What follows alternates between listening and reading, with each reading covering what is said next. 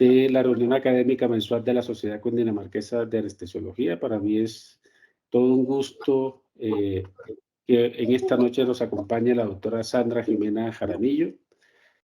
La doctora Sandra eh, nos va a presentar una actualización en educación en anestesiología clínica y el tema es educando para la autonomía profesional, actividades profesionales a delegar en anestesia, un nuevo enfoque curricular.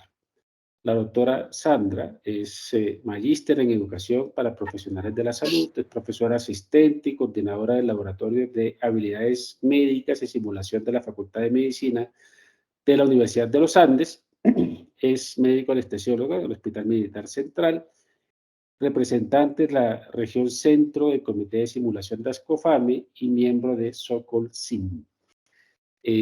Sandra además es una amiga personal, una persona que quiero mucho, y cuando aceptaste esta invitación, Sandra, pues nosotros lo que pensábamos fundamentalmente es que necesitamos crecer como profesores. El cambio realmente lo hace en el fondo de la educación, sin duda alguna, y entonces es un punto supremamente básico para colaborar en nuestra sociedad. Por eso hoy, pues, la bienvenida a todos los miembros, a todas las personas que se encuentran con hoy. Quiero decirles que a través del chat y a través de levantar la mano podemos hacer las preguntas a la doctora Sandra.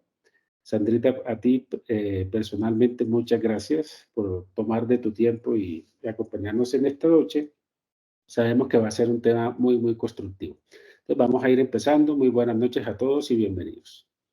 Muchas gracias, doctor Cohen, por la invitación. Muchas gracias a todas las personas que hoy nos están acompañando y que se tomaron como el tiempo de venir a escuchar esta charla. A los que de pronto ya conocen del tema, pues como a reforzar algunos conocimientos. Los que esta es su primera vez en escucharlo, pues tener la inquietud de saber qué es y cómo puede impactar un poco dentro de la práctica diaria. Y pues la idea es que de aquí puedan surgir como nuevas ideas, nuevas estrategias y seguir con nuestros procesos de mejoramiento en educación que son tan importantes en este momento y pues en cualquier momento dentro de nuestro país. Entonces, pues vamos a empezar con el tema que se llama Educando para la Autonomía Profesional, actividades profesionales a delegar en anestesia. En muchos sitios se les conoce como APROC, en otros sitios se les conoce como EPAS, pero terminan siendo lo mismo y es importante como entender qué es lo que significan y qué es este nuevo concepto que se ha venido aumentando y masificando en los últimos 14 años, o sea, no es tan nuevo tampoco, en relación a los currículos, específicamente en currículos basados en competencias que están muy asociados, pero también es altamente utilizable en los currículos que intervienen en la formación de posgrado. En este caso, pues en la formación de anestesiología. Entonces, para empezar, quisiera contextualizar un poco algo que nos sucede a todos cuando estamos en compañía de un estudiante, de un residente, y es cuando cambian de rotación. Es la primera vez que estamos con ese residente que no conocemos, nos llega a nuestro sitio de práctica, y nos enfrentamos a una situación particular y es primera cirugía, primer paciente y le vamos a colocar una anestesia. En este caso, entonces, tenemos el caso de yo, Sandra Jaramillo, estoy en salas de cirugía, tengo un paciente que requiere colocación de un tubo de doble luz y mi residente es un residente de tercer año que llega a rotar por primera vez a mi institución hospitalaria. La conversación usualmente siempre, además de la presentación, uno siempre pregunta qué sabes hacer o qué vas a poner o no vas a poner, lo has colocado, no lo has colocado. Y el residente siempre dice, claro, yo sé colocarlo, esto lo he hecho 1000 veces, yo soy un duro, esto es maravilloso, uno más, uno menos, a lo que me pongan. Pero en la vida real, lo que pasa por la cabeza, tanto de uno como profesor, como del residente, son dos cosas completamente distintas. Por un lado, uno como profesor dice, ¿quién es este personaje que tengo enfrente? ¿Será que sí sabe? ¿Será que no sabe? ¿Será que le suelto de una el procedimiento? ¿Será que no se lo suelto? ¿Cierto? Pero entonces también viene, uy, pero es que ese R3, como un R3 no va a poder saber hacer esto, ¿cierto? Como un R3 o un R2 o un R1 ya debería estar en la capacidad de, ¿sí? Si yo no se lo dejo hacer, va a pensar que le estoy quitando los procedimientos, ¿cierto? Entonces comienza como toda esta disyuntiva de, ¿será que le suelto o será que no le suelto? y por su lado, el residente está como, venga, no sé, pero si digo que no, pues no me van a dejar hacer y que van a pensar de que no soy tan bueno. Hoy en día, y ustedes lo han visto y lo verán cada día más, el residente sale corriendo, voy a alistar la sala significa ver el video, ver el último instructivo, el último tutorial que está en internet, para generar todo este proceso también formativo de recordar o de aprender rápidamente algo que no sabe y no quedar tan mal. Pero a veces uno se da cuenta en los pequeños detalles que la persona o no está preparada o que no tiene el conocimiento suficiente o que probablemente no es lo que dice ser. Cuando pasan estas cosas, es buenísimo porque nos alerta, pero a veces no pasan en el momento adecuado, sino cuando uno ya delega, se da cuenta que podría haber evitado un evento adverso o una situación incómoda en relación con el paciente. Y es aquí donde comienza la charla, en esta situación, porque es lo que nos pasa todos los días. ¿Cuándo debo delegar y cuándo debo quedarme observando y mostrando al otro lo que debe hacer? Entonces, es esa delgada línea entre la autonomía y la supervisión que todos los días tenemos que enfrentar cuando tenemos estudiantes en formación y en este caso residentes. Cuando yo comencé de interna, vi por primera vez este cuadro que estaba en la oficina de anestesia de mi hospital donde me formé. Y a mí me llamó muchísimo la atención, siempre la guardé en mi cabeza, y era que era el anestesiólogo y que era todas esas cosas que tenía que hacer. Y yo pensaba de interna, yo quiero ser así cuando sea grande. Ya afortunadamente cumplí el sueño y estoy aquí, ya soy anestesióloga, pero cada día me doy cuenta que esas cosas que estaban ahí, que es este listado para que lo puedan leer, que es un poco, pues, desde el punto de vista cómico, estaba asociado a muchas otras actividades que no solamente involucraban conocimiento, sino que también tenían habilidades en relación al cuidado, al alertamiento, al estar, al saber hacer un montón de procedimientos, tener un montón de habilidades que eran técnicas y no técnicas, de aprender a relacionarme, al aprender a entender, aprender a interpretar, y que hacían que el anestesiólogo fuera una persona, o anestesióloga, fuera una persona llena de capacidades, habilidades, competencias, y que esas no aparecían de la noche a la mañana, ¿sí? Y que esto no era como primer día de anestesia y todas las competencias venían a mí, que me tardó un tiempo poder entender y poder interpretar el sonido del visoscopio, entender el sonido de la pulsoximetría cuando variaba latido a latido, que me costó un tiempo poder entender cuáles eran esos movimientos y señales de los cirujanos en un momento o en otro para yo interpretar qué era lo que estaba pasando. Y que eso probablemente nunca me lo enseñó un libro o nunca me lo enseñó una charla o no me lo enseñaron ciertas situaciones en donde yo me estuve expuesta durante todo mi proceso formativo o que hoy en día aún me sigo exponiendo. Entonces, ahí es donde viene este concepto de qué es la competencia y finalmente la competencia es como todo ese conjunto de habilidades, conocimientos, aptitudes que vienen interrelacionadas, por eso se dice que son habilidades metacognitivas, que son de alta complejidad, en donde se compromete la capacidad, la experticia o la posibilidad de una persona de resolver problemas en situaciones difíciles sin certidumbre. Y hoy en día, cuando uno revisa pues toda la literatura en relación a los currículos por competencias, hay muchísimos marcos teóricos de referencia, no solo para anestesia, sino para en general en todas las especialidades, pero en general, digamos, es bueno conocer cuál es el marco de competencias en el que se mueve nuestra ¿Así? especialidad dentro de el marco teórico de Colombia. Y Claudia, por entonces esto que no escucho. traigo la referencia del documento marco del Plan de Estudios y Competencias de las CARE, que se trabajó hace unos años atrás, en donde se definieron por las principales escuelas de anestesiología cuáles eran esas competencias y cuáles eran esos dominios de competencia que nuestros anestesiólogos deberían tener al terminar su formación. Y estas competencias pues se relacionan en 6 eslabones que están muy enfocados y si uno los revisa se relacionan mucho con los marcos de competencia americanos, canadienses y europeos. Entonces, en general, pues es el cuidado del paciente, el conocimiento médico, el aprendizaje basado en práctica, destrezas personales y de comunicación, profesionalismo y la práctica dentro de los sistemas de salud, que es una práctica contextualizada. Entonces, cuando uno comienza a mirar, y pues lo mira así en grande, y uno dice que es conocimiento médico, pues la competencia de conocimiento médico es una competencia gigante. Y cuando uno comienza a mirar cuáles son esos dominios de esa competencia, pues son mucho más grandes y están llenos de ítems. Esos 32 ítems que tenía la diapositiva inicial donde les mostraba la caricatura del anestesiólogo, no hacen parte ni siquiera de un 1% de lo que serían los dominios de competencia de estas 6 competencias core de los currículos.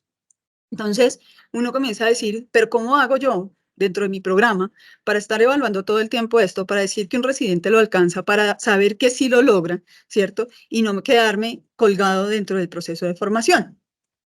En ese orden de ideas, comienza a ser muy importante entender que el conocimiento, y en esta parte de conocimiento no solo voy a hablar desde el conocimiento tácito, sino también del aprendizaje de habilidades, del razonamiento, de la aptitud, de la capacidad de poder integrar, ¿cierto? No puede ser una parte desprendida del aprendizaje, o sea, no puede ser una acumulación de conocimiento el programa en el que yo estoy, sino que ese programa debe prever para que ese conocimiento llegue al nivel más alto, que es alcanzar la experiencia, y esa experiencia solo se logra cuando yo tengo integración en situaciones reales o en situaciones que simulen o que me permitan tener aprendizajes reales o me permitan ejercer en situaciones que son auténticas. ¿Eso qué quiere decir? Que me enfrente a mi práctica profesional desde el proceso de formación. ¿Y por qué esto es importante? Porque finalmente para eso estamos educando gente, para que salga a trabajar bien y para que lo que hace lo haga de manera competente. Entonces, cuando uno lo mira de esa manera, entonces dice, bueno, cuando yo quiero formar un anestesiólogo o anestesióloga, tengo que hacer que durante mi currículo, durante el tiempo de formación que está conmigo, pues desarrolle todas estas 6 competencias que son genéricas, y por medio de esas 6 competencias, pues voy a generar otras competencias o dominios que son mucho más específicos. Y estos son estos dominios que también son de nuestro plan a nivel nacional, que están determinados en estos 11 dominios o subdominios de competencia, en donde están enfocadas a cada una de las áreas grandes en las que un anestesiólogo se va a poder desempeñar en la práctica profesional real. Y entonces es ahí cuando comienza a aparecer, más o menos hacia el 2000, después del 2015 aproximadamente, el concepto de la EPA, y es el hecho de ¿cómo puedo, desde mi práctica educativa, generar espacios que sean auténticamente relevantes a nivel profesional? Y esto solo sucede con estas actividades, que es lo que se denomina las actividades profesionales a confiar, o esas actividades que yo voy a ver en mis residentes. Entonces, ¿qué son las EPAs o qué son las APROC? APROC es la sigla en español. No son más que unidades de trabajo que los médicos, en este caso los anestesiólogos, realizan en su trabajo diario sin supervisión. O sea, lo que todos los anestesiólogos hacen. Si usted le pusiese a hacer una lista de mañana, cuando usted vaya a dar anestesia, ¿usted qué va a hacer? Esa lista de funciones que usted hace, eso es una APROC o eso es una EPA. ¿Y por qué son importantes? Porque no solo nos van a permitir ver el desempeño profesional de una persona, sino que también nos van a permitir evaluar a los residentes alumnos y tomar decisiones sobre ese desempeño, para poder definir qué grado de supervisión o qué grado de autonomía tiene y qué tanto le puedo dejar hacer o qué no le puedo dejar hacer. Y esto es muy importante en el contexto de que lo que nosotros manejamos en el día a día son pacientes, es decir, que toda cosa que yo haga no tan bien va a tener una repercusión clínica importante o va a tener un efecto adverso que en algunos casos puede ser catastrófico y en otros no, afortunadamente. Entonces viene aquí el principio de la confianza. Entonces, la confianza, ¿qué es la confianza? Entonces, según la RAE, es la creencia de una persona o grupo de que será capaz de realizar una actividad o tarea de manera adecuada, y está reforzada por algunas situaciones o por algunas funciones que uno dice, creo que sí lo puede hacer o creo que definitivamente no lo puedo hacer. Entonces, la confianza es una cosa que termina siendo muy subjetiva porque dependiendo de lo que yo vea, de lo que observe o también de lo que me hayan contado, ¿cierto? Otros, puedo dar más o menos confianza. Pero es el principio básico de lo que viene pegado el concepto de la EPA. Entonces, cuando uno piensa en confianza, debe pensar confianza desde dos puntos de vista. Confianza de la confianza propia, en este caso vamos a hablar de la confianza del residente, y la confianza vista desde afuera o desde el otro, en este caso, del docente. Y es que los residentes y los estudiantes ya se sabe que sus niveles de confianza usualmente están sesgados desde que son más principiantes. Entonces, cuando uno es más chiquito, cuando es más inexperto, cuando uno tiene menos conocimiento sobre un área o una tarea, tiende a pensar que sabe más de esa tarea. ¿Sí? Ese es el efecto de Dunning-Kruger, es un sesgo cognitivo que últimamente ha sido altamente estudiado, en donde se sabe que cuando comparamos R1, R2, R3, R4 en realizar una tarea, por ejemplo, los R1 creen que la hacen muchísimo mejor que lo que realmente la están haciendo, mientras que los R4 creen que la hacen significativamente peor que lo que realmente la están haciendo. El efecto de los R1 es el Dunning-Kruger y el efecto de los R4 es el sesgo del impostor, que es pensar que uno está haciendo algo para lo que no está capacitado. Es importante tener en cuenta esa condición. Entonces, en el R1 es muy común que a uno le digan, no, profe, yo he hecho esto 1000 veces, esto yo lo sé hacer súper bien, me han dicho un montón, esto lo hago perfecto, yo me lo leí, me lo sé al derecho y al revés, ¿sí? Porque para ellos es real, ellos sí creen que lo están haciendo bien, ¿sí? Y todavía no tienen esa concepción de entender que todavía hay fallas dentro del proceso y que con que hagas uno, probablemente que lo lleves al éxito. Voy a poner el ejemplo de una intubación. Con que intubes el paciente no quiere decir que estés haciendo bien una laringoscopia. Entonces, es muy importante entender que ese es el concepto del estudiante y ponerse desde los zapatos de él para poder entender el concepto de confianza. Si yo le digo desde un principio, es que tú no sabes hacerlo, y él cree que sí, pues vamos a chocar y vamos a crear un ambiente de aprendizaje que probablemente es tosco y no va a permitir el aprender. En la medida que uno va creciendo, ¿cierto? Y se va madurando en el proceso cognitivo y de maduración académica, entonces, ¿qué va pasando? Yo ya me voy volviendo un poco más consciente de mi sesgo, ¿cierto? Y comienza a aparecer dos cosas que son muy importantes. Uno, y es la capacidad, aquí en esta línea azul, de entender qué tanto es lo que hago y qué tanto tengo que mejorar o hacer para ser mejor. Y la otra cosa que es muy importante es entender cuántas más cosas tengo que hacer para mejorar mi proceso. Pero mire que esto no se da en la parte inicial, comienza a darse ya cuando uno comienza a darse cuenta que no sabe tanto.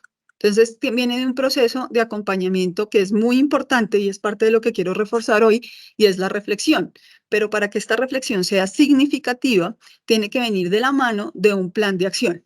Usted puede reflexionar todo lo que quiera, pero si usted no tiene un plan de acción que esté acompañando este proceso de entender suena reiterativo, el proceso en el que está en la adquisición de habilidades, pues probablemente no va a alcanzar rápidamente esta parte en la curva, que es comenzar a mejorar y hacer cosas para mejorar.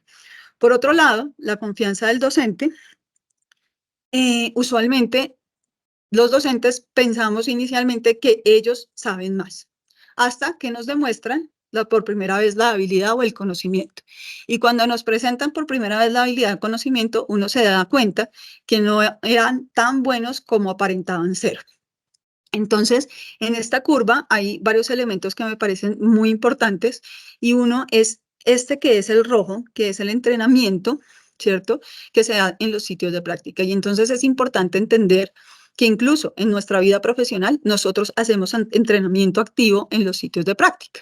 Lo que pasa es que no siempre es supervisado. Cuando uno ya es empleado, por así decirlo, pues no necesariamente tiene una persona que todo el día lo esté evaluando, que lo esté acompañando, pero sí te están observando y están mirando de alguna manera lo que haces o no. Con los residentes pasa algo similar, y es que ellos tienen escenarios de práctica laboral reales, pero que están supervisados. Y para que esto se cumpla y para que uno llegue al momento de adquirir la habilidad técnica, tienen que pasar dos cosas. Uno, que es que debo hacer, ¿cierto? Y este hacer es desde el principio. Entonces, haga tal cosa. Luego viene el siguiente paso que es muy importante, que es completar tareas. Entonces, no es solo hacer las tareas, sino que usted ya comienza a, por ejemplo, si alguien empieza, ¿qué hace después? O sea, no es el paso a paso, sino poder tener este razonamiento lógico de comenzar a integrar los diferentes elementos en la atención de un paciente. Finalmente, vienen todas las habilidades de planeamiento. Y es que las habilidades de planeamiento solo vienen cuando usted ya ha adquirido ciertos patrones de razonamiento clínico que le permiten tomar decisiones. Entonces, si uno desde un principio está exigiéndole a un residente que está empezando planear actividades sin haber hecho estos dos elementos, probablemente usted va a ver más las deficiencias de su residente que realmente lo que ha alcanzado. Y el problema no es del residente, sino del proceso en el que se le está evaluando y se le está observando. Entonces, esta parte también es muy importante entender en qué parte del proceso formativo está su residente para saber qué confianza puede tener en él.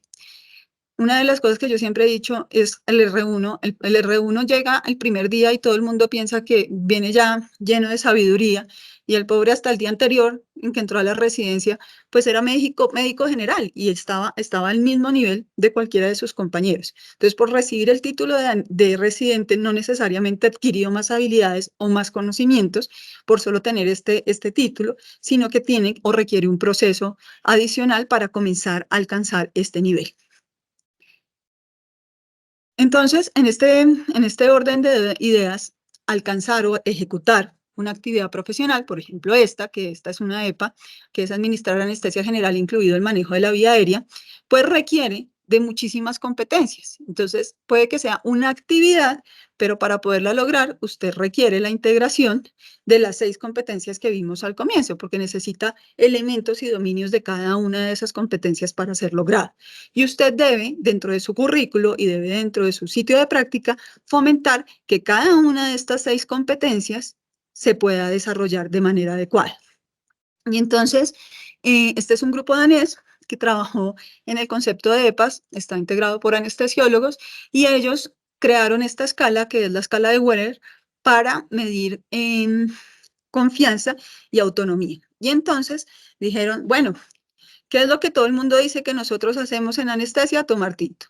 Entonces, desarrollaron esta escala pensando en qué cosas usted haría y qué cosas no haría en relación al residente. O sea, ¿usted dejaría solo a su residente para ir a tomarse un café en la sala de cirugía o no dejaría solo al residente para tomarse el café?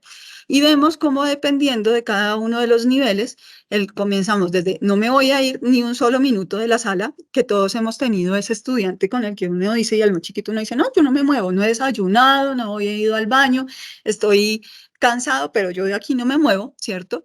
Y en cambio, hemos tenido otros que uno dice, bueno, me voy y me tomo el cafecito o me podría ir y almorzar, ¿cierto? Entonces uno los puede dejar y también hay momentos que uno dice, bueno, me paro en la entrada y hablo con el de al lado, pero yo estoy echándole ojo qué es lo que está haciendo todo el tiempo el residente y esa es una forma de darle autonomía de, bueno, maneje usted el paciente, pero yo te estoy mirando.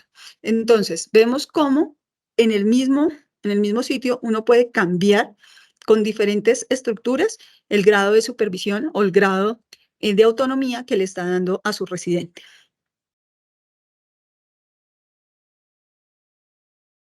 Entonces, ¿para qué es eso? Finalmente, esto se llama una curva de Dreyfus y Dreyfus, que es a lo que todo el mundo debe llegar. Todos empezamos cuando comenzamos el aprendizaje de cualquier habilidad, comenzamos abajo, aquí, en este punto. Somos novatos y en la medida que viene un proceso que está acompañado de práctica deliberada. Práctica deliberada es la práctica que es sistemática en escenarios y en dificultades variables. Entonces, yo voy a ir adquiriendo más competencia, más habilidad. Cuando un estudiante se gradúa de un programa, llámese pregrado, posgrado, el fellow, lo que sea, uno se compromete como programa a hacer que esos estudiantes, cuando salgan, sean competentes. Ningún estudiante al salir es experto. Y esto es muy importante, porque la experticia, este punto desde la competencia hasta la experticia, la da la práctica deliberada en la práctica profesional real. Y esto, pues, es importante tenerlo en la cuenta. Entonces, cuando el residente termina, el R4 termina, el R3 termina, uno no puede decir que es experto, es una persona competente para hacer las mínimas cosas. La otra cosa que es importante en esta curva y es que uno puede tener diferentes grados de autonomía dependiendo de la EPA y dependiendo del dominio de la EPA. Voy a poner un ejemplo en anestesia. Manejo de la vía aérea, digamos, en pacientes con vía aérea difícil, debería ser, esa es una EPA que uno debe salir competente, que debe salir a hacer sin supervisión, ¿cierto? Y que debería estar en la capacidad de manejar un paciente con una vía aérea difícil. Pero, a pesar de que uno, durante el programa de anestesia, rota por cirugía cardiovascular, uno no sale independiente para dar cirugía cardiovascular, a no ser que tenga un entrenamiento adicional en este área. Entonces, uno puede en un mismo programa tener EPAs en donde es autónomo y en otras EPAs donde solo llega a observar, en otros donde requiere observación directa o simplemente en otras en donde sí se le, definitivamente puede inclusive salir y enseñar a hacer las cosas. Entonces, esto también es muy importante entenderlo. Entonces, hay varios niveles de supervisión. El más básico, que es observar, que es probablemente cuando algo uno no lo va a hacer nunca, va, lo mira, y ya lo aprenden desde la observación, pero no es necesario saber hacer más. A veces sí es necesario ir sumando, pero hay habilidades o dominios que no se necesitan, dependiendo del nivel. Directa, esta es la típica que uno llega y le dice, hágale, y yo estoy ahí encimita, y le mueve la manito. Entonces está poniendo el catéter central, no, por ahí no, mire, cójalo así, póngalo así, quítelo. Indirecta, cuando yo le digo, yo pongo la línea arterial y usted ponga el catéter central. Él está en su procedimiento, yo estoy en el mío, pero yo estoy echando ojito. Listo, que si él me necesita, yo estoy ahí. En distante, esto es cuando está el residente solo, por ejemplo, en consulta. Y hay dos consultorios y uno pasa de un consultorio a otro consultorio. En el 5 y en el 6, que tiene que ver con el autodireccionamiento, esto va pues muy aplicado a los programas anglosajones, y es que ellos tienen inclusive hasta 7 grados de residencia, y los últimos grados ellos se quedan solo en los turnos y tienen profes de llamada. Entonces, en este caso, ellos dan la anestesia, dan todo solo, pero en caso de que requirieran, el profesor podría venir al hospital a colaborarles.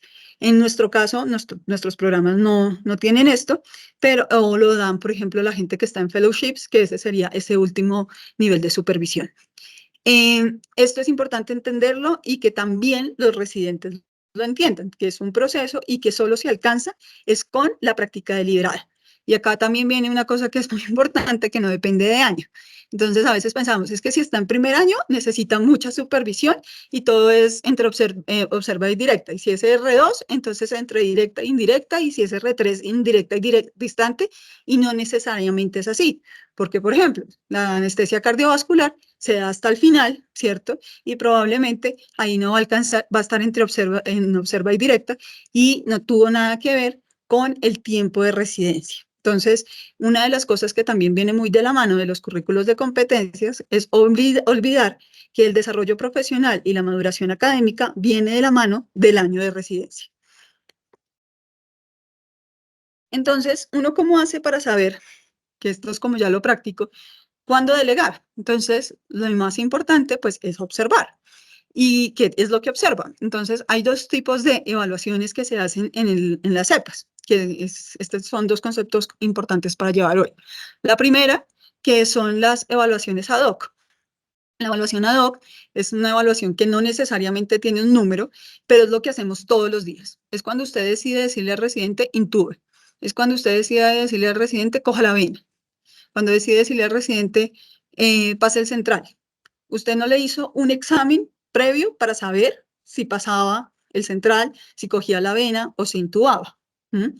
O sea, cada vez que ustedes le dan la oportunidad a un residente de hacer un procedimiento o de hacer algo con un paciente, ustedes no lo están sometiendo a los 5 minutos antes a un examen de selección múltiple, ni le están haciendo un examen basado en simulación, sino que ustedes le dan la oportunidad y observan durante ese proceso. Las evaluaciones sumativas, que nosotros no las tenemos tan integradas dentro de nuestros currículos, vienen de la mano de comités de evaluación. Y en estas lo que hacen es tener un montón de evaluaciones, se reúne un comité de evaluación y dicen, Pepito Pérez ha cumplido estos requisitos, puede hacer estos procedimientos. Es decir, que en los próximos 3 meses, Pepito Pérez puede colocar catéteres centrales, líneas arteriales, intubar pacientes con vía aérea difícil y puede colocar tubos de doble luz, pero no puede hacer cierto tipo de bloqueos, o no puede poner un catéter de Swan-Ganz, o no puede, entonces le van diciendo qué puede hacer y qué no puede hacer, pero viene desde una directiva más alta de un grupo de personas que tienen esa función dentro del programa de evaluar cuál es la competencia de cada uno de los residentes. Idealmente uno debe construir un programa de evaluación que sea estandarizado, que cumpla con estos 2 requisitos. Estas evaluaciones, que en confianza entre todos nos reunimos a decir si cumple o no cumple los requisitos, pero también de estas evaluaciones en el día a día que se hacen ad hoc. Y lo más importante, y esto es de las cosas también de las que ha cambiado mucho, y es que todo este proceso debe venir de la mano de una evaluación formativa y una retroalimentación continua, alimentando un poco este proceso de reflexión del que les hablaba previamente. No me voy a meter aquí en evaluación, pero sí es muy importante tener en cuenta que si yo estoy evaluando en sitios de práctica, porque finalmente lo que estoy evaluando es práctica profesional, pues probablemente tengo que utilizar herramientas de evaluación que me estén evaluando la práctica profesional. Y eso significa que yo no me puedo quedar en los 2 niveles más básicos de la escalera de Miller, sino que dentro de mi programa tengo que tener instrumentos y utilizar más de un instrumento para evaluar esa competencia profesional, que deben estar en los 3 escalones superiores más altos. ¿Y esto qué son? ECOES, MINICIEX, rúbricas de apreciación global, rúbricas de procedimientos, DOPS. O sea, hay muchísimas herramientas, lo que les digo, no las vamos a utilizar en este momento, pero que sí definitivamente debe haber una evaluación estructurada de lo que el residente está haciendo bien o que podría hacer mejor. En este trabajo, pues la gente ha comenzado a trabajar y ha comenzado a desarrollar ciertos elementos o ciertos instrumentos que permiten o favorecen la evaluación de esta confianza dentro de los sitios de práctica. Esta es una rúbrica que es desarrollada por la Universidad de Ottawa, específicamente para anestesia, que la traigo aquí porque me parece, primero, súper sencilla, es útil y da como en el clavo en las cosas rápidas. Los que han utilizado rúbricas de evaluación o escalas globales de desempeño se han dado cuenta que a veces son extremadamente grandes, robustas, con un montón de información, y eso hace que la gente se aburra de llenarlas y terminan volviéndose un papel más. Entonces, una de las ventajas que yo le veo a esta rúbrica es que realmente es muy corta, y lo que ellos hacen es recomendar que pues al finalizar cada caso, uno debería llenar esto con su residente, o por lo menos una vez en el día escoger un caso, ese caso que haya sido como el de mayor aprendizaje, o en el que se hayan presentado más situaciones desafiantes, y el residente se debería llevar diariamente una de estas evaluaciones. Entonces, ellos tienen 7 ítems. Esos ítems los califican de 1 a 5 los 3 primeros, y tiene que ver pues qué tan confiable es y cómo se desarrolló, pero lo que a mí me parece como muchísimo más importante y de más valor son la pregunta de la 4 a la 6. Y es que estas preguntas están desarrolladas en que se identifique qué hizo bien el estudiante, qué podría hacerse distinto la próxima vez y cuáles son los pasos a seguir para completar el programa de aprendizaje del residente. ¿Y por qué esto es importante? Porque esto es lo que se lleva el estudiante para ir mejorando en el día a día, y esto es práctica deliberada y esto es práctica reflexiva. O sea, usted nada saca con decirle no lo hizo bien si a esto no le genera un plan de entrenamiento adicional para mejorar en esa tarea.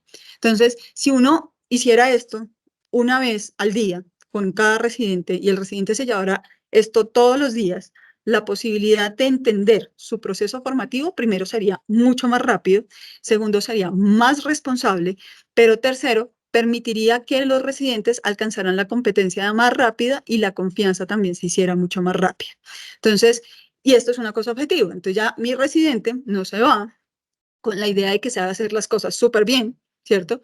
De que el procedimiento lo está haciendo perfecto porque logró colocar un tubo en la tráquea sin darse cuenta de todo lo que está haciendo no tan bien alrededor de la intubación, por ejemplo, o de ese catéter que pasó, pero que hubo un montón de cosas adicionales que pueden ser mejores la próxima vez.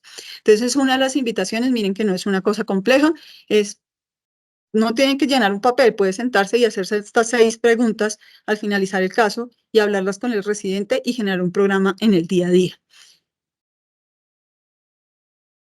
Entonces, ya cerrando un poquito, la idea es, si se volviera a presentar esta situación, probablemente el diálogo no estaría enfocado en si confío o no confío, sino en ajustar el acuerdo, ¿cierto? Es la primera vez que vamos a estar juntos. Me gustaría que vieras qué es lo que normalmente hacemos aquí, ver qué es lo que tú haces y en conjunto vayamos realizando las tareas del día. El residente probablemente también va a decir estoy de acuerdo y se va a sentir mucho más tranquilo de que no se va a tener que lanzar a ver qué pasa, sino que hay una relación de confianza mutua, tanto del residente hacia el docente y del docente hacia el residente para aprender los procedimientos, sin miedo, sin temor, sin tener esa preocupación por alcanzar cosas y hacer cosas, sino por la preocupación de aprender a hacer las cosas bien. En este artículo de Ole Tenkate, Tenkate es el padre de las cepas, se dan una serie de recomendaciones, 12 recomendaciones, para utilizar las EPAs o las APROC dentro de un currículo de manera efectiva y tomar decisiones pues basadas en ella. Y una de las que me parece más importante es el tip número 1, que es hable explícitamente sobre la confianza en el aprendizaje. Y es que a mí nunca me hablaron de la confianza en el aprendizaje, ¿sí? Yo nunca entendí esto, o sea, no, nunca sentí que fuera importante la confianza de, de- desde de lado y lado, eh, hasta muy grande. Y creo que es bueno sentarse con los residentes, creo que es bueno que uno también les diga, mira, este es el proceso, no estás dejando de hacer porque no quieras hacer, no es porque yo no te quiera dejar hacer, sino porque simplemente hay un proceso para hacer. Y al hacer comienza con observa, luego vas a hacer de a poquitos, luego te va a ir soltando más. Y en la medida que el residente entiende ese proceso, se siente cómodo con él. Entonces no se siente como, me están quitando procedimientos, es que no me dejan hacer nada, es que sí me gusta estar con tal doctor porque él me deja hacer todo, ¿sí? Sino él entiende que el hacer viene de la mano del aprendizaje. La segunda recomendación es que uno debe utilizar las EPAs o las APROC tanto para evaluar, que es para lo que originalmente se hicieron, pero también para ligar el proceso de aprendizaje. Y entonces, si yo sé que es a donde tengo que llegar, que es a donde tengo que llevar a mi residente al final de su proceso de formación, pues mi currículo debe estar guiado a esto. Si yo necesito que mi residente aprenda a pasar tubos de doble luz, pues el currículo tiene que tener un espacio para que aprenda a pasar tubos de doble luz. Pero no puede ser que yo prometa cosas en una expectativa que no pueda cumplir o que yo en mi imaginario tenga expectativas que tampoco se van a cumplir porque no están a nivel curricular. La otra cosa es brinde oportunidades para practicar y escale responsabilidades. Y es que en la medida que uno va avanzando en el tiempo, tiene que permitir al estudiante que avance, dar pequeños pasos. Cuando usted le permite hacer pequeños pasos, él se siente motivado. Si usted nunca deja hacer nada y cree que siempre, o sea, él va a mejorar, pero si usted no lo deja hacer, pues tampoco va a poder generar autonomía. Entonces, lo que hace cuando usted restringe demasiado es también hacer que el residente pierda confianza en sí mismo y cada vez va a estar más lejos de alcanzar esta autonomía. Use las APROC para identificar oportunidades de evaluación y retroalimentación. Si uno hace esta hojita que les decía previamente, por lo menos una vez al día, uno comienza a darse cuenta qué es lo que le pasa a Pepito Pérez y en qué tiene que mejorar. Y basado en eso, pues genera este plan que les decía de metas de aprendizaje. Puede que dentro de las metas de R1 tenga el ABCD, pero esta persona tiene que reforzar más la A que las otras porque es donde está más quedado. Entonces tengo que generar más procesos de aprendizaje ahí. Y ahí es donde uno habla de estas oportunidades de retroalimentación y evolución. La otra cosa es disputa basada en casos para evaluar competencia del residente y es incluir siempre la práctica profesional. Entonces no puede ser el conocimiento aislado. Es este gráfico que les ponía al principio que está el conocimiento y la experiencia. Para que haya experiencia tiene que haber integración de conocimiento y la forma única de integrar conocimiento es tener casos reales y enfrentar a situaciones de incertidumbre. Y estos casos pues no pueden ser solo de papel o no pueden ser solo de presentaciones. Los casos son los casos de la vida real. Entonces, tenga usted en paciente, pregúntele, ¿usted qué hace? ¿Por qué planea esto? ¿Por qué está decidiendo aquello? ¿Cuál es su plan para el día de hoy? ¿Por qué esto y por qué no aquello? Pregunte, cuestione, vaya más allá. Cada vez que usted pregunta el por qué, yo siempre digo como un niño chiquito, permite que usted se meta al cerebro de cada uno de esos residentes y comience a evaluar cuáles son los procesos mentales de formación de patrones de razonamiento clínico. Cuando usted no pregunta el por qué y se queda con la respuesta, usted no está asegurando que su residente esté aprendiendo. Usted está asegurando que él sabe la respuesta correcta, pero no sabe el por qué. Y el día que la situación se cambie, que haya una incertidumbre, él probablemente no va a saber qué hacer con esa situación. Entonces, por eso es muy importante indagar los porqués.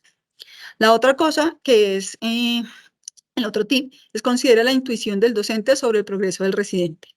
Y esto es la corazonada y es cuando uno dice, yo siento que le falta o yo siento, ustedes les habrá pasado que hay días que uno dice, este residente no está, como que hay algo que no le fluye y viene el otro y dice, yo también siento que hay algo que no le fluye, pero él hace las cosas y él es bueno y él revisa, pero hay algo que no le fluye. Esa intuición es súper importante, porque es que uno tiene ya, o sea, no es la malicia que dicen, sino es la pericia en la observación, porque uno ya ha aprendido su oficio y al aprender su oficio entiende cómo es, de una forma que es muy implícita, que a veces nos cuesta trabajo explicar. Entonces, cuando pase eso, cuando usted tenga ese presentimiento, cuando usted sienta que hay algo que no va bien, siéntese con su residente. Vuelvo, pregunte, ¿qué le pasa? Que aunque no te sientes cómodo, hay algo que tú sientas que no te está permitiendo avanzar, ¿por qué crees que no te permite avanzar? Esto es muy, muy importante más allá del solo cumplimiento de la tarea. Ay, perdí.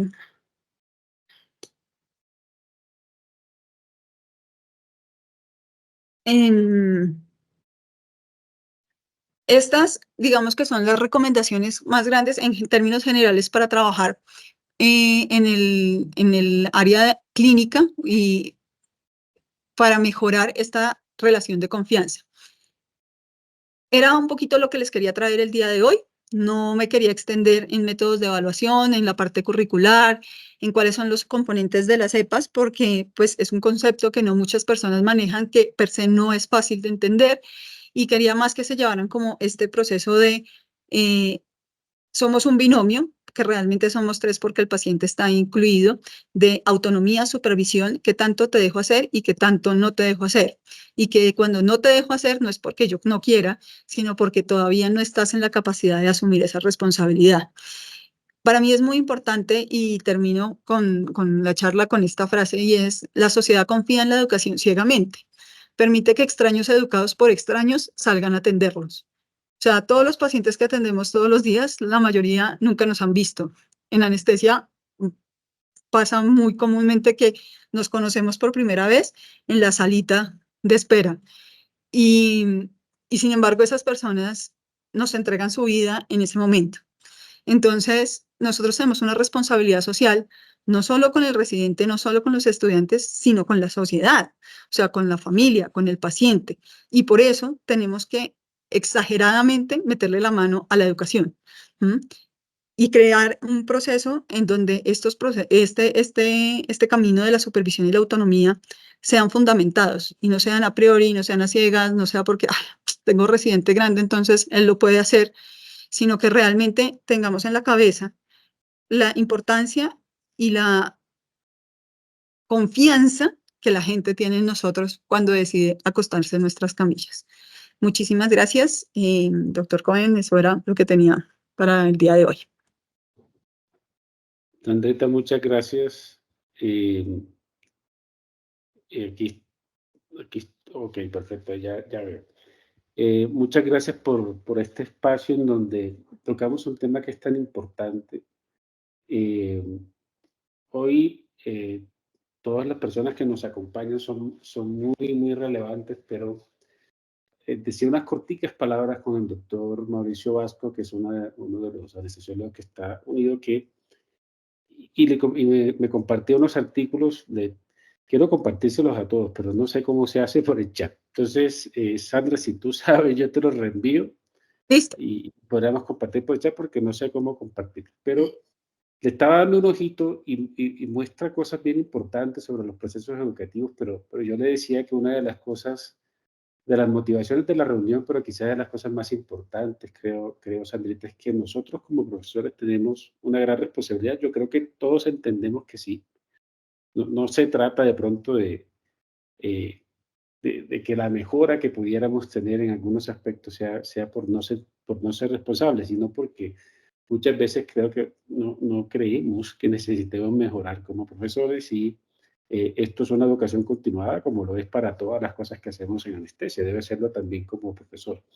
Sandrita, a ese respecto, tú mencionaste una tabla, una encuesta, pero ¿tú recomendarías una de esas encuestas para eh, evaluación de los estudiantes y evaluación de los estudiantes hacia nosotros? Ese aspecto que me parece tan importante de que la información vaya y venga sobre lo que está pasando en el proceso de formación. ¿Hay alguna que te guste, que pudiera recomendar? Hay una escala que es validada para evaluación de la habilidad docente, o sea, que los estudiantes me evalúan a mí y nos evalúan, y es para docentes clínicos. Entonces, digamos que en anestesia funcionaría bastante bien. Evalúa varios dominios que tiene que ver con toda la parte pues, de dar conocimiento, que es muy importante, pero también esa capacidad que tiene también de dar supervisión y autonomía, la parte de retroalimentación, de habilidades en diferentes estrategias de enseñanza, que esa escala es la escala de Maastricht. Ahorita, si quieren, les comparto el link. Em, También, digamos que ya para cuando uno va a evaluar estudiantes, y esto es muy importante, no hay un instrumento único. Entonces, depende mucho de qué es lo que yo quiero evaluar y para dónde voy. Entonces, hay instrumentos que son específicos para habilidades no técnicas y hay escalas específicas para este tipo de habilidades. Hay otras que son escalas específicas para habilidades técnicas. Entonces, ahí tenemos los DOPS, tenemos para todo lo que es, digamos, el evento de todo un procedimiento quirúrgico, un procedimiento anestésico. Ahí podemos tener mini CX, tenemos estos que son también los ECOES, que es para evaluar diferentes habilidades por estaciones que son mucho más grandes, pero son exámenes que son más estructurados y permiten evaluar al mismo tiempo diferentes competencias. Entonces, digamos que va a depender, o sea, cuando les mostraba yo la gráfica voy a compartirla nuevamente.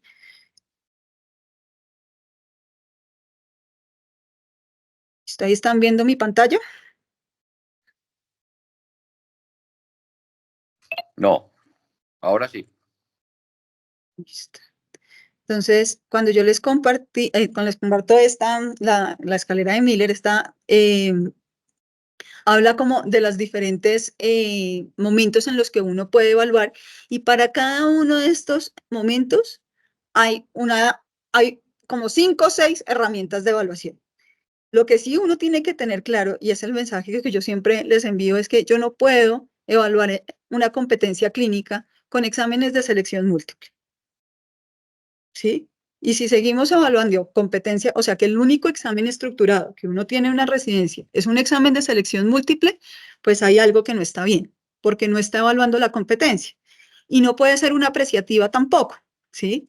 Porque la apreciativa, o a veces uno ve las rúbricas que son escalas globales que mandan las universidades, son cosas súper etéreas, que es para todo el mundo, y que terminan siendo cosas específicas. Entonces, dependiendo de mis necesidades, yo no digo que tenga 15 instrumentos de evaluación por programa porque es inmanejable, pero por lo menos yo sí debería tener un instrumento en cada escalón que me permita en conjunto evaluar de manera objetiva lo que está haciendo mi residente en el sitio de práctica. Entonces, sí, hay varias. Por ejemplo, en anestesia me parece que es muy fácil de utilizar el mini CX. Hay mini CX muy estructurados y ahí están para anestesia también un poco pues más manejables. Y me parece que pues es una cosa que podría funcionar bastante bien. Lo otro que quería compartirles, este QR los lleva, estas son como un listado de las cepas que se hicieron para anestesia. Después de un proceso pues súper grande de Delphi, son 31 EPAs. Ustedes si quieren abren el documento ya está con las cepas en español. Y pues obviamente uno puede decir, no, mire, esto a mí no me parece, o sea, uno podría también dentro de su programa, no tiene que coger todas las cepas, sino uno decir qué me sirve o no me sirve, o puedo construir otras cepas que yo sienta que se puedan ajustar más a lo que yo hago en el día a día. A mí esta rúbrica que les mostré, realmente, pues después de revisar muchas, me pareció muy sencilla, de verdad es súper simple, no es una cosa compleja, no me va a quitar, esto no me quita 10 minutos. O sea, 10 minutos con retroalimentación, tomándonos el café y echando cháchara. O sea, realmente es muy concreta y es muy a lo que va. Que uno podría hacer también pues un modelo que fuera en español y que sea muy ajustado a nuestras necesidades, pero que funciona bastante bien.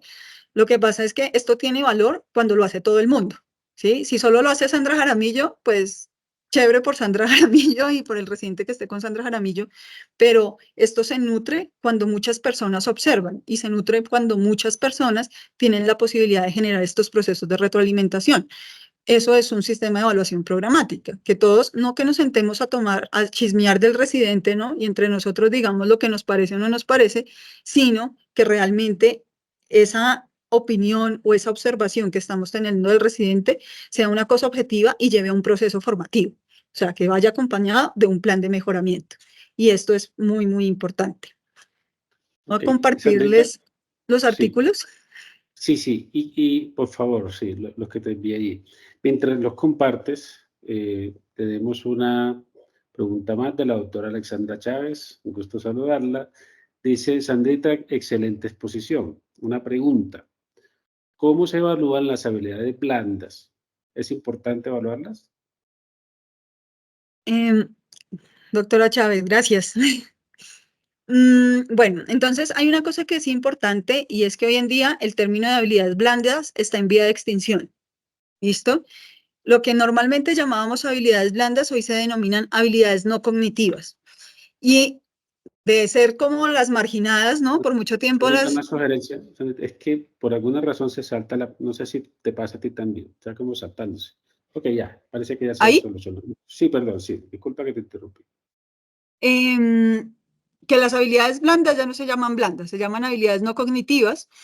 Y hace unos años, pues eran las que todo el mundo miraba feo y hoy en día se volvieron las de moda. Las habilidades no cognitivas, hay dos tipos de habilidades no cognitivas, que son las habilidades no cognitivas individuales y las otras que son las habilidades no cognitivas que son grupales, que en nuestro medio también son muy importantes, que pues trabajo en equipo, que tienen que ver con la comunicación interprofesional, todo lo que es asesoría, ese tipo de habilidades. Coaching, mentoría, ahí. Y las habilidades que son individuales y que se están trabajando hoy en día, que son resiliencia, grit, perseverancia académica, gratificación tardía, que tienen que ver mucho con la personalidad y cómo uno enfrenta los retos durante la vida para poder mantenerse en el camino.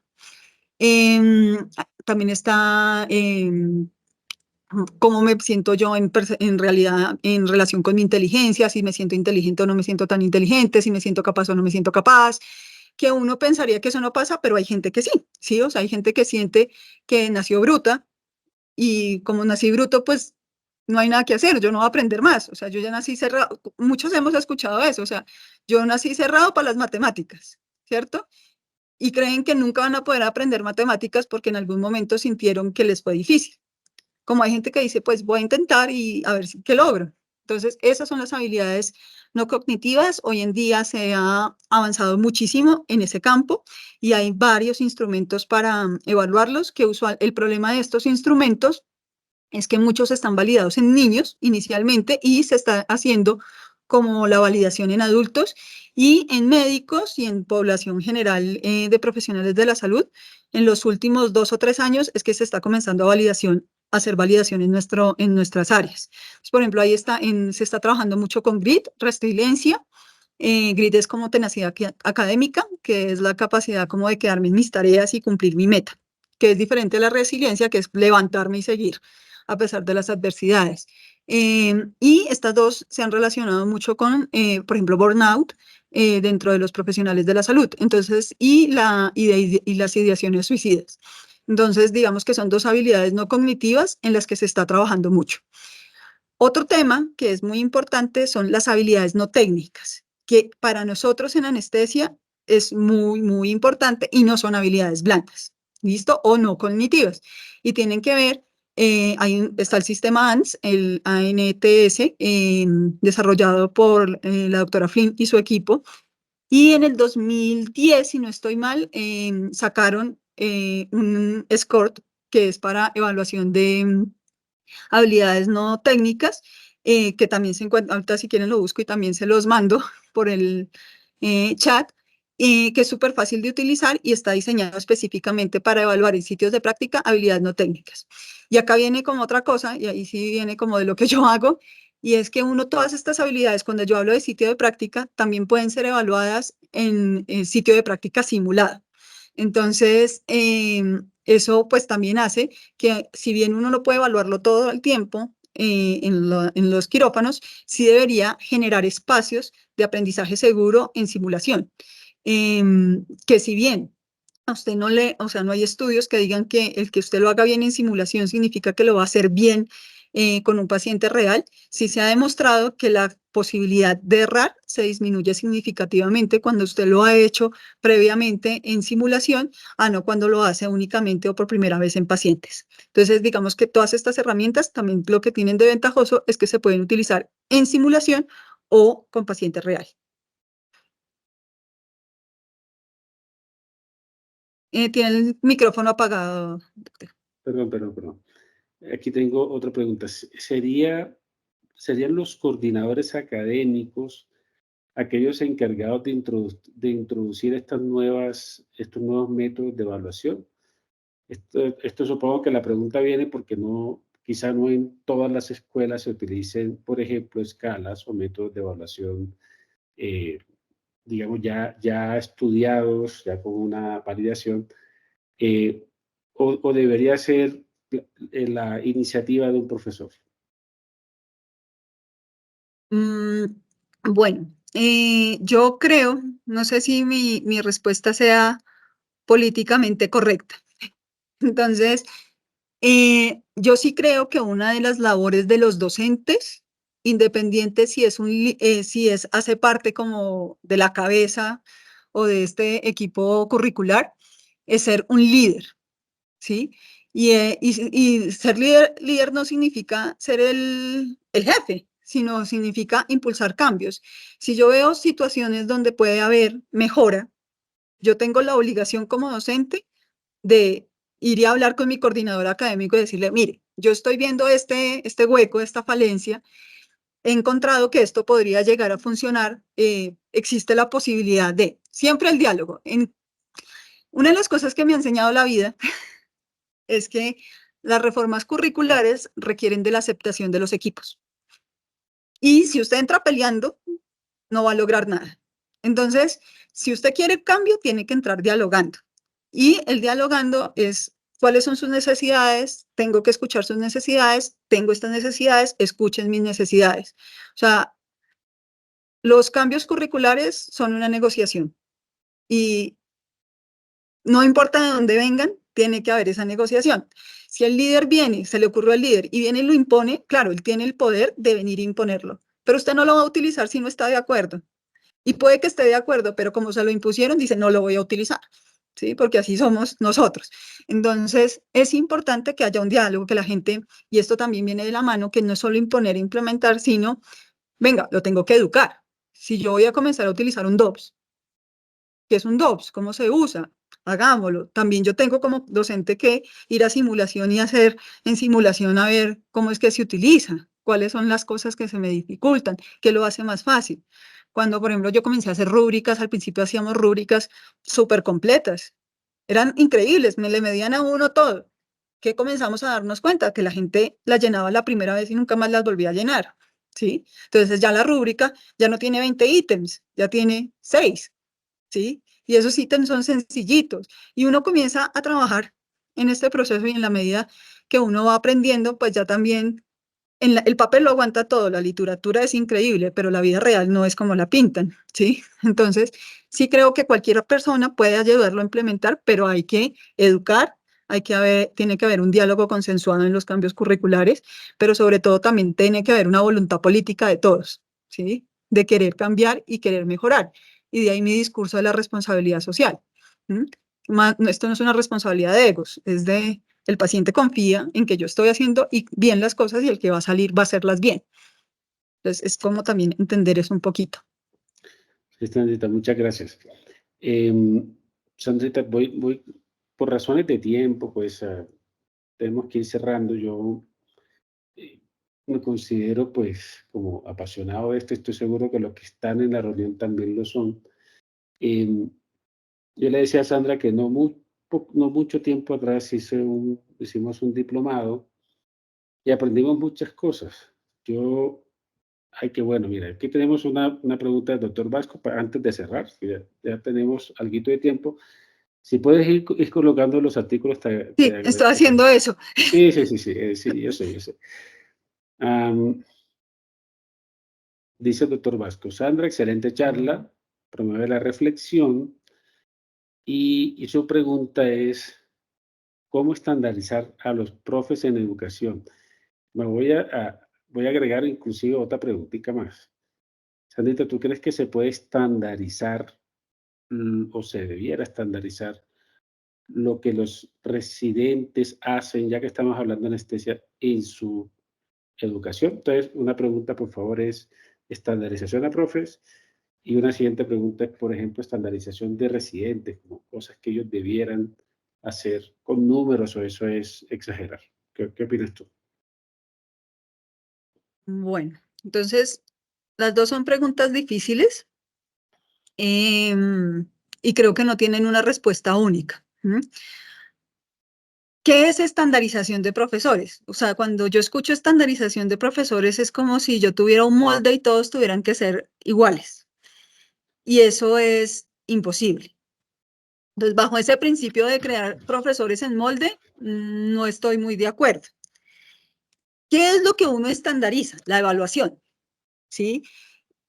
Pues en el caso de, ¿qué puedo estandarizar? Las estrategias de enseñanza, ¿sí? O sea, yo puedo hacer un kit, una maleta y decirle, doctor Cohen, mire, en anestesia, estas son las cosas que han resultado funcionar para enseñar estas cosas. Esto es lo que ha resultado funcionar para evaluar estas cosas, ¿sí? ¿Usted con qué se siente más cómodo? ¿Mm? Y que usted pueda escoger, ¿sí? O sea, que pueda customizar su kit propio, ¿sí? Esto no es una receta de cocina, entonces yo no le puedo decir, échele Minicidex, póngale un poquito de simulación, si le echan 3/4 de la taza, eso no va a pasar. Pero yo sí puedo a usted entrenarlo, hacer un kit que le funcione a la mayoría y que las personas puedan, según la situación, ajustar su estrategia de enseñanza y su estrategia de evaluación basada en la mejor evidencia disponible. Eso sí lo puedo hacer. Pero siempre cada profesor va a ser único e irrepetible, ¿sí? O sea, todos podemos hacer ajiaco, pero a todos nos va a quedar distinto. ¿Listo? Por otro lado, los residentes también es lo mismo, o sea, no vamos a sacar residentes en serie, pero sí hay unas cosas que deben saber hacer y que las deben saber hacer bien, ¿sí? Y ese es el estándar. Entonces, el estándar es cumplir la tarea bien hecha. Cuando usted decía como los números, entonces ahí están como las bitácoras. Las bitácoras han sido muy criticadas. Ahí, cuando uno trabaja sobre procedimientos o habilidades técnicas, sí se requiere un número, digamos, un número mínimo de procedimientos para decir que se logró la competencia o la habilidad. Sin embargo, ese número no es mágico para todo el mundo, ¿sí? Puede que yo con 10 laringoscopias haga una laringoscopia perfecta y hay gente que necesite 50 o hay gente que necesite 100. Entonces, hoy en día se sabe que, por ejemplo, los números mínimos tienen un significado, un valor cuando se hacen como curvas de Kusum, que es comparar mi desempeño con la media e ir mirando cuál. Yo lo digo que es como compararlo un poquito con las curvas de crecimiento y desarrollo de los niños, que uno iba poniendo en qué percentil va el niño en su crecimiento. Es lo mismo con el residente, en qué punto de la curva va en relación con la media, va por arriba, va por abajo o va en lo normal. Y basado en eso, pues uno puede ir poniendo más o menos procedimientos dependiendo de lo que necesite. Eso es difícil y requiere una evaluación uno a uno, o sea, que yo sí esté evaluando cada cosa que hace el estudiante y que pues tenga ya como un sistema un poco más estructurado de evaluación de procedimientos. Las bitácoras sirven cuando la información que arrojan las bitácoras tiene sentido, significado.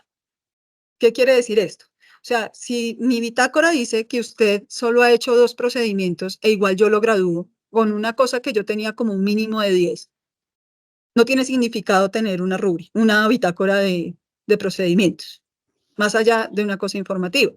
Si yo sé que necesitaba 10 y solo tiene 2, pues yo no debería graduarlo hasta que complete los 10. ¿Sí? Lo que pasa es que yo no puedo esperar a que llegue al final para darme cuenta que le faltaban 8. Entonces, uno debe ir mirando las bitácoras progresivamente para exponer a los residentes a lo que les hace falta. En ese sentido, una bitácora de procedimientos funciona. Una bitácora de procedimientos funciona si lo que escribes no solo es el procedimiento, sino qué hizo, qué grado de supervisión tuvo, cuáles fueron las dificultades que tuvo, cuál fue el plan de mejora que salió de ahí. O sea, si yo complemento con información mi bitácora. Pero solo escribir el procedimiento y el nombre del paciente, que es lo que tienen la mayoría de bitácoras, probablemente no tiene ningún sentido. Entonces, también no es estandarizar al residente, pero sí hay que estandarizar los mínimos con los que cualquier residente debería salir. Bueno, Sandrita, como decía hace un minuto, pues por razones de tiempo toca ir cerrando. Quiero preguntarte algo. El Drive ya tiene entonces los artículos, ¿sí? Sí, porque no me dejó subirlos, pero entonces lo dejé No, como pero Drive sí, para que. exacto. Entonces, pueden ser consultados. Estos son artículos que nos comparte el doctor Vasco. Vi muy rápidamente los títulos y me parecen súper interesantes, entonces pueden darle clic y con eso pueden acceder a tenerlos. La charla también va a estar grabada en la página de la sociedad. Y bueno, pues el tiempo es el tiempo y ya toca ir cerrando. Sandrita, pues excelente presentación. Yo creo que eh, dice aquí el doctor Vasco que tú los mencionaste durante la presentación. Sí, doctor. Y te envían muchos saludos el doctor Pinilla y el doctor Ferrer, que veo aquí los mensajes. Y yo me uno a la felicitación. Yo creo que este aspecto es tan importante, tiene tantos y tantos matices, tantas y tantas cosas que discutir, que con toda la razón hay congresos de solo educación en medicina y solo educación en anestesia. Y tenemos que seguirlo haciendo, porque son muchas cosas. Lastimosamente, Sandrita, el tiempo ya nos impide, pero te voy a pedir, por favor, si puedes enviarle una respuesta a la doctora Romero, que está aquí en el chat, porque, pues, doctora, disculpe, pero ya toca ir cerrando. Entonces, muchísimas gracias a todos por estar en la reunión. Es un agrado que hayan estado con nosotros, que sirva esta conferencia para profundizar un poco en este aspecto y mantenernos ahí a lo que está pasando en educación en el mundo, porque es importantísimo lo que trabajamos día a día con las nuevas generaciones de información, y nosotros mismos debemos participar de esa educación continuada como profesores. Sandrita, tú podrías enviar tu contacto por aquí también, entonces pues también podrían con eso facilitar de pronto la comunicación con la doctora Romero y con cualquier otro que quisiera hacer preguntas, que estoy seguro que Sandra estará feliz de contestarlas. Entonces, muchísimas gracias a todos, espero que nos veamos pronto en una siguiente reunión. Ustedes son los más importantes que nos acompañan. Esperamos que tengan un buen descanso. Y Sandrita, nuevamente, muchísimas gracias por todo, excelente presentación. Gracias por sacar tu tiempo para ilustrarnos. No, muchas gracias a ustedes por invitarme. Ahí les dejé el celular y el correo. Tengo un problema con el arroba. Entonces, lo voy a Pero ya dejar sin el sabemos. arroba. Sí, Es el nombre, arroba ajá, uniandes.edu.co. muy Ahí lo bien, mandé. listo. Entonces, muy buenas noches a todos y muchísimas gracias. Que descansen. Sandra, Que estén gracias. muy Hasta bien. luego. Hasta Que estén muy luego. bien.